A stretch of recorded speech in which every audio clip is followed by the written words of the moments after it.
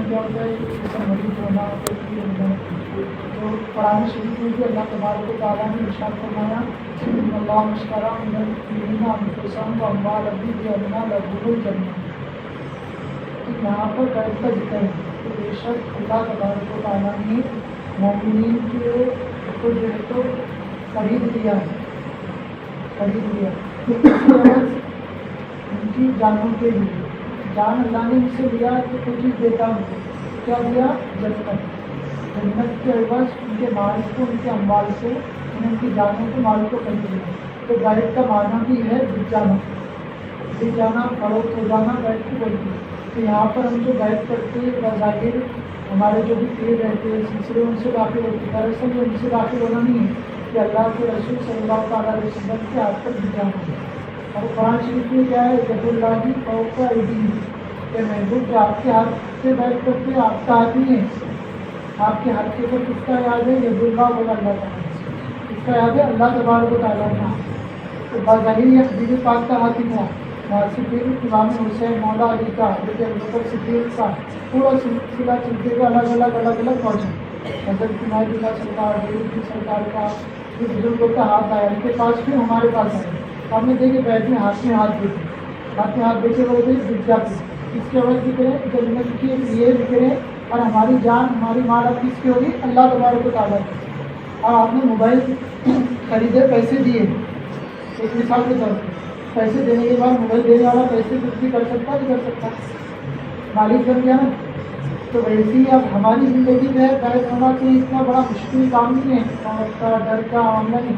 ہمیں بس اتنا خیال رکھنا ہے کہ ہماری زندگی اللہ رسول کے راستے سے نہ بٹے اللہ رسول کے طریقے سے نہ بٹنا. جو اللہ کے رسول نے بولے اللہ نے تعالیٰ نے بولا وہ ہمیں کرنا ہے. جس سے منع کیا اس سے رکنا ہے. اس کو بیت بولتے اس کی بیت بولتے. صحابہ کرام نے بیت پہ جہاد کرے الگ کہتے ہیں کہ جہاد کے میدان سے جائیں گے نہیں محمد. اس کو بولتے تو آج ہم بیٹھ کے توبہ کرنے کے لیے بیٹھے. کون سی بیٹھ کہتے توبہ بولتے گناہوں سے ہماری خطاؤں سے کوتاہیوں سے معافی کے لیے ہم اللہ کے حضور کی بارگاہ میں حاضر ہوئے اور ان کے ہاتھوں میں ہاتھ دے کر ہمارے ہاتھ کس کے ہاتھ پہ جا رہا؟ رسول اللہ کا. رسول اللہ کے اوپر کس کا ہاتھ ہے؟ اللہ تبارک و تعالیٰ کا. تو سمجھ میں آپ کو چھوٹی بڑی بات پڑی تھی. اب 4 بڑے سلسلے ہیں قادری نقشبندی چشتی سوربندی. تو 4 بڑے سلسلوں میں قادری سلسلہ کس سے ملتا ہے؟ حضور غوث اعظم سے. نقشبندی سلسلہ شاہ نقشبند اور دوسرے چشتی سلسلہ غریب نواز سے ہوتا ہوا سب وہی جا رہا رسول اللہ میں. سوربندی سلسلہ وہاں تک جا رہا.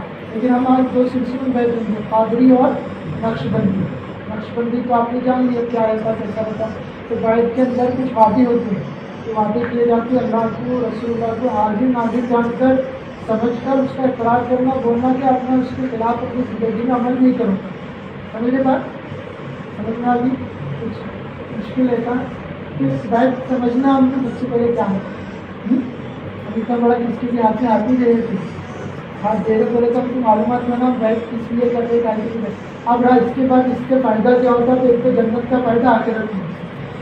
دوسرا یہ ہے کہ دنیا کے اندر اگر اب ہم جس طریقے سے دیکھتے کہ اب ہم جو ہے مثال کے طور پہ ہم اب بھٹکے ہوئے نہیں ہیں. ہم فالتو نہیں ہیں.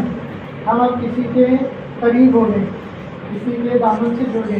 تو ہم رسول اللہ سے بزرگان دین سے کے سلسلے میں ہم ان سے جڑ گئے بولے تو ہمارا معاملہ الگ ہو گیا. ہم قریب ہو گئے. ہم نے دیکھے کہ M L A M P کا ڈرائیور رہا اس کی دھاگ رہتی گئی. تو کہ M L A M P نہیں رہتا. کیا بولتے ہیں ڈرائیور ہیں مطلب یہ وہ نہیں رہتا کچھ بھی. لیکن ان سے اس سے نسبت ہو جاتی تو اس کا مقام بڑھ جاتا. تو ایسے ہی جب ہم تو کچھ بھی نہیں ہیں گنہگار خطاکار یہ اللہ والوں کے غلام ہیں. ان کے غلامی میں آگے تو اب شیطان کے اوپر ہماری دھاک ہو گئی ہے.